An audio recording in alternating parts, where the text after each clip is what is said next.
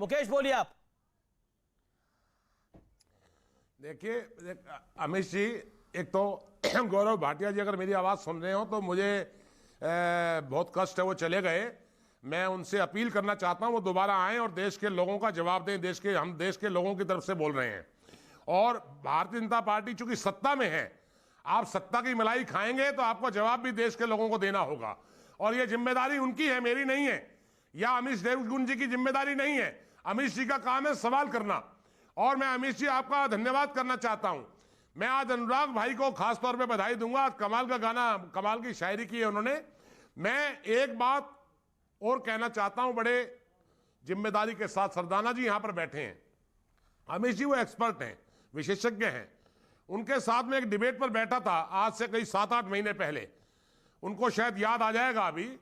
मैं ये कहना चाहता हूं कि ये पहली बार इस देश में और दुनिया में हो रहा है कि किसी लोकतांत्रिक सरकार ने देश के किसानों के लिए कोई किसानों की आय दुगनी करने के लिए बिल लाई हो, कि ये तीनों कानून देश के किसान की तकदीर बदल देंगे।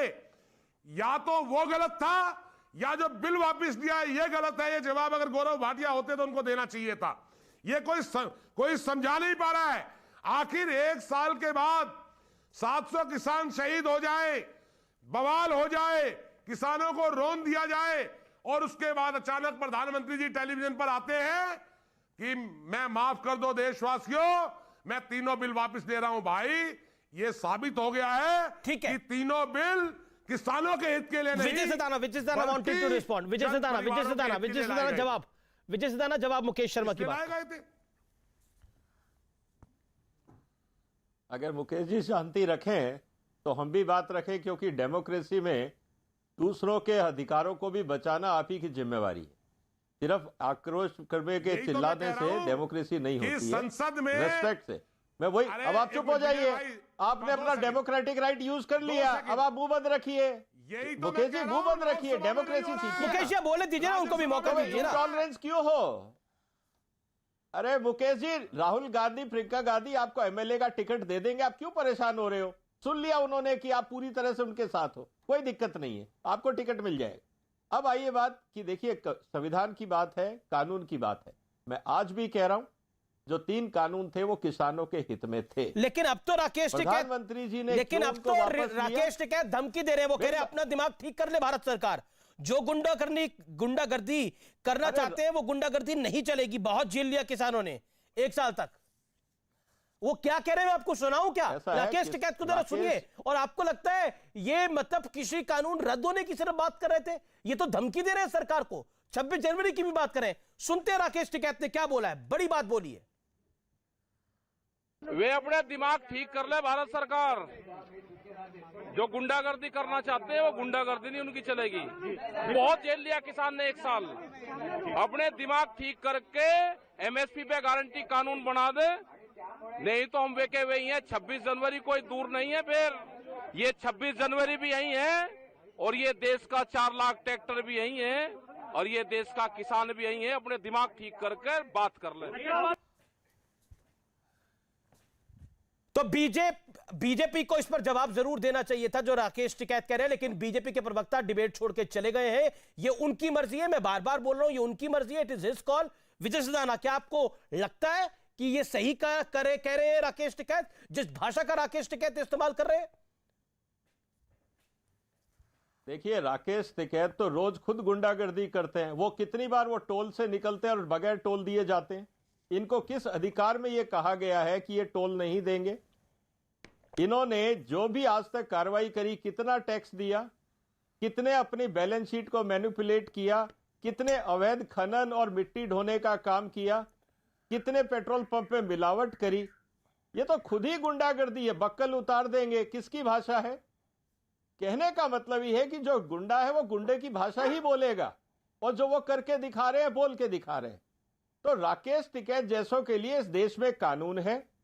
एक सीमा तक सरकार भी बर्दाश्त करेगी, लोग भी इग्नोर करते हैं। लेकिन अगर राकेश टिकैत ये समझते हैं कि ये संविधान से ऊपर हो गए, कानून से ऊपर हो गए, तो इनको पता है कि जब पुलिस कार्रवाई करेगी तो इनको बचाने इनके दोस्त भी नहीं आएंगे, क्योंकि ये गैर कानूनी काम कर रहे हैं। ये तो इस देश की ट्रेजेडी है कि सुप्रीम कोर्ट भी जब बाकी लोगों का फंडामेंटल राइट राकेश टिकैत जैसे लोग हनन करते हैं तो सुप्रीम कोर्ट चुप रहता है। ये इस देश की ट्रेजेडी है। इन्होंने देश के हर नागरिक का फंडामेंटल राइट एनक्रोच किया और सुप्रीम कोर्ट को सू मोटो नहीं दिखा, लकीम खेरी दिख गया। ये देश की ट्रेजेडी है। तो कहने का मतलब है कि अगर राकेश टिकैत ये समझते हैं कि वो अनुराग हाथ खड़ा करें, कुछ जवाब देना चाह रहे हैं, फिर मैं रुक करूंगा टीएमसी का।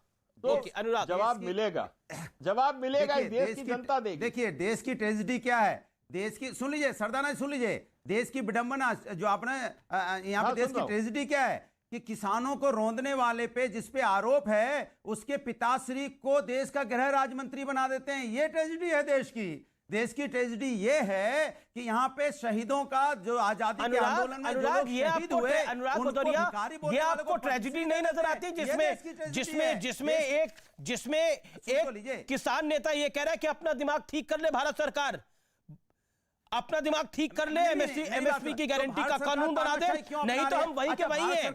26 जनवरी भी दूर नहीं है। ये इस पर आप क्या कहना चाहते हैं? ये धमकी नहीं लगती है आपको कि 26 जनवरी को हम खराब कर देंगे अगर हमारी बात नहीं मानी जाएगी? अगर सब लोग ऐसा करने लग जाएंगे तो देश में क्या होगा?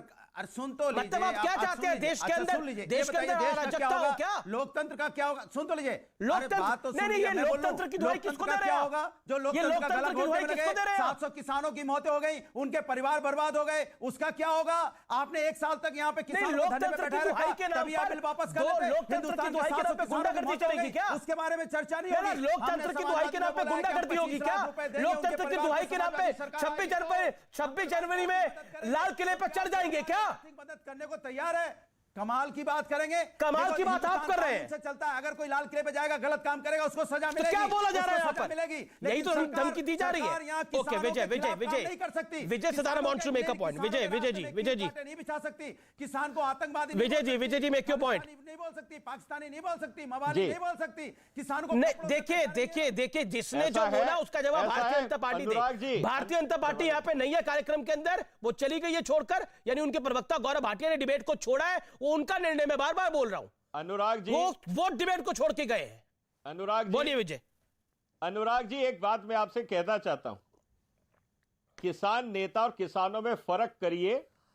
अराजक जो किसान नेता हैं जो देश में अभद्र भाषा का प्रयोग करते हैं, देश में अराजकता फैलाते हैं, उन किसान नेताओं को आप आतंकवादी कह सकते हो, किसान को नहीं।